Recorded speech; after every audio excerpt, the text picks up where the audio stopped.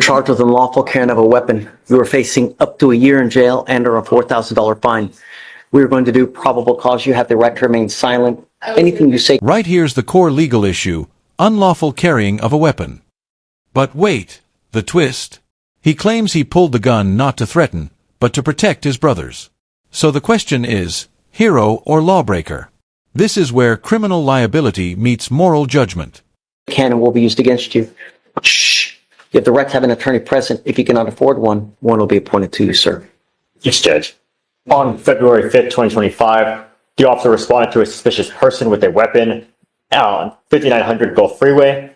The officer made contact with the defendant, who was 17 years old. The defendant advised he was inside Jack in the Box while brothers were selling waters outside. The defendant saw a male rushing at his brothers with a knife, pulled out his gun, and pointed it at the male while telling his brothers to run. The officer performed a search on the defendant, locating a 9mm Glock 19, and the defendant advised he bought the gun from a friend for $150. I mean, Yes, Judge. In this case, the officer was going off the fact that he performed the search because he indicated there was a firearm. So he's going to the defense of others.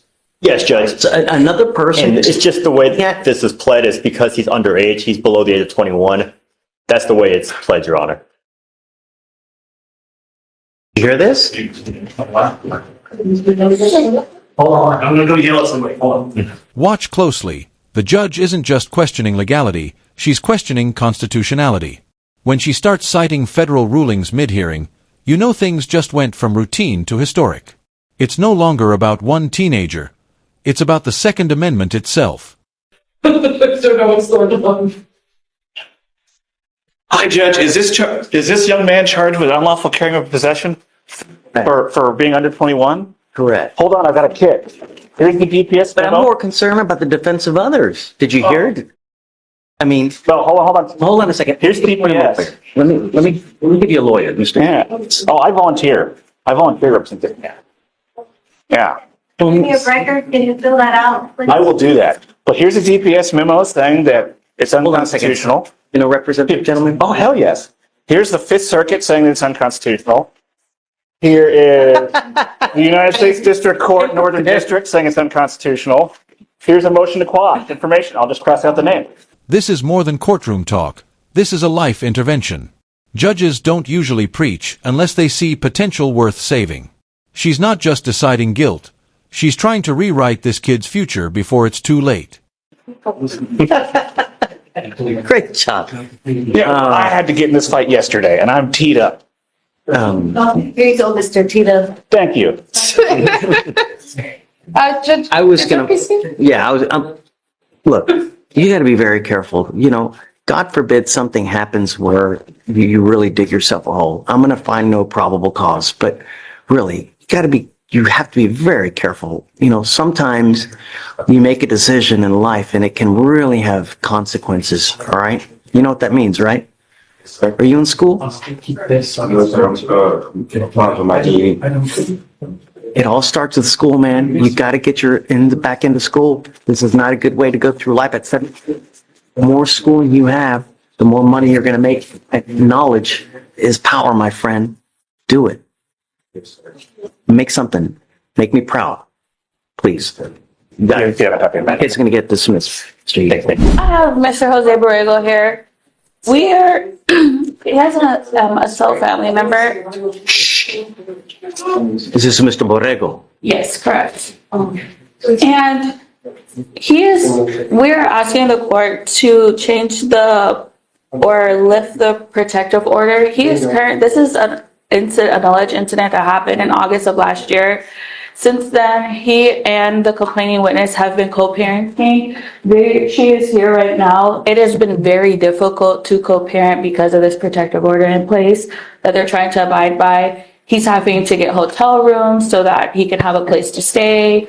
It's difficult with work. Also, she needs help with the child, and this protective order just has been difficult. If there's a protective order and they're not supposed to be together and they're here together, that's not a good. They did not come together. So I don't know anything about your cases. We're going to do probable cause. You have the right to remain silent. All I know is that you're charged with assault of a family member.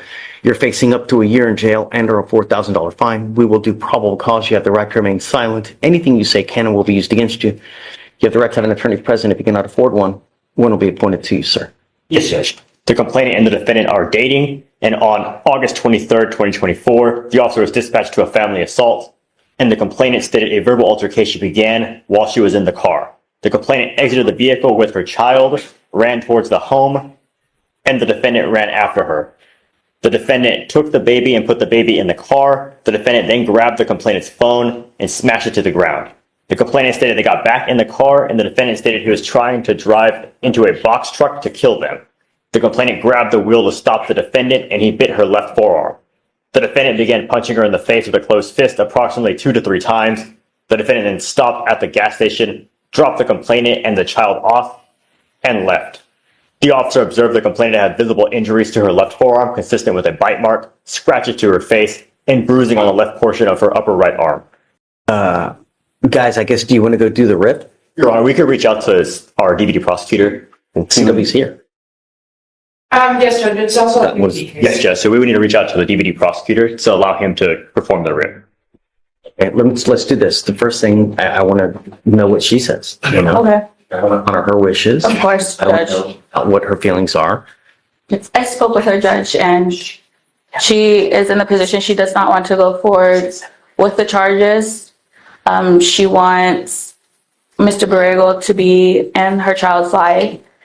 Because of this protective order, it's been extremely difficult to co-parent. I spoke with her. I will let the prosecutor speak with her alone. Is that his biological child? Correct, yes. Okay. Mr. Borrego, take a seat for me in the jury box while we get everything done. And then let me wait for the DVD to get here and then we'll get the rip done and then we'll talk. Okay, thank you, Judge. You got the rip? Yes. Thanks.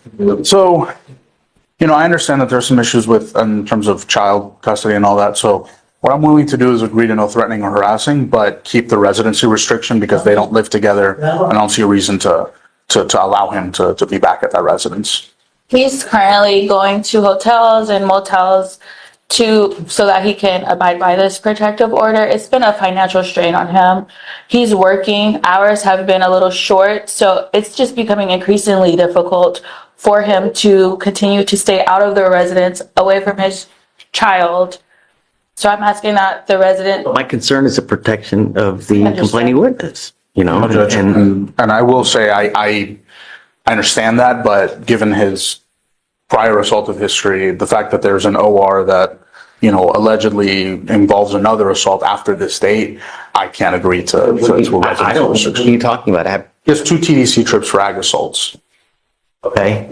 You're saying there's an assault after this assault? So I have a note that there was some sort of assault involving the same complainant from October. I'm working on getting the offense report to verify what that I'm not is. aware of that, Judge. So Come up, Mr. Borrego. Come up. I'm not going to allow a contact if there's a prior assault that you're alleging as well now.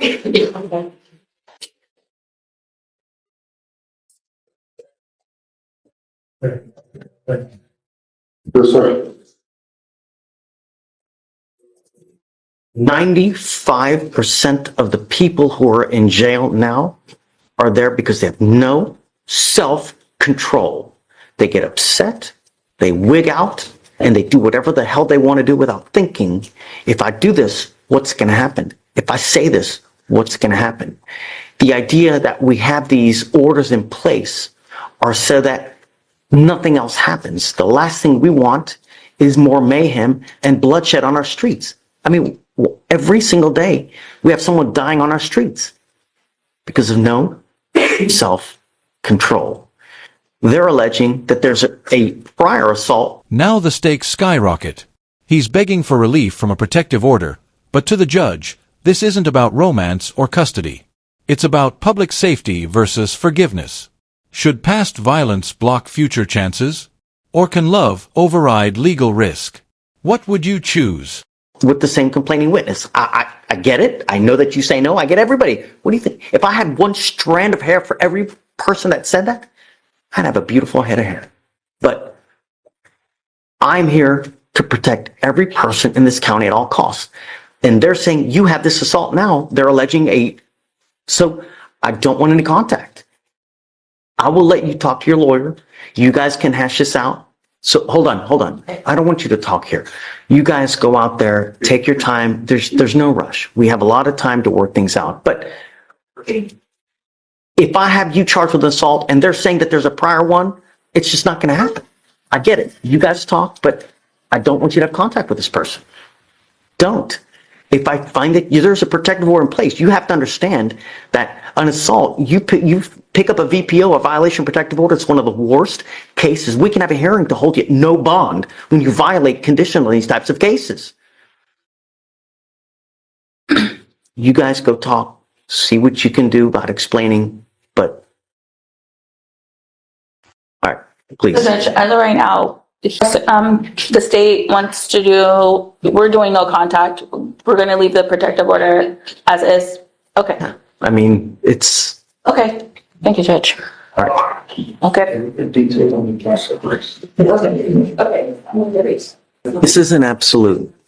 But what I have to know is that you're trying to better yourself. You know, my main concern is that I want you to be a productive person. I want you to work. I want you to work full time, because if that's your baby needs food, man. Baby needs clothes. They still eat. The baby needs stuff, you know. My other main concern is that you're alcohol and drug free. And if you can show me that you're productive, that you're working full time, and that there are no issues, we can always revisit it. It's never absolute. But I want to know, look, I don't want to hurt you anymore, you know, but I want you to be the best person you can be. And when you're in that space, that's when you go back, because that's when you're the most helpful. Now, when you're all stressed out and all the shice is here, I don't want something further to happen. That's it. Okay.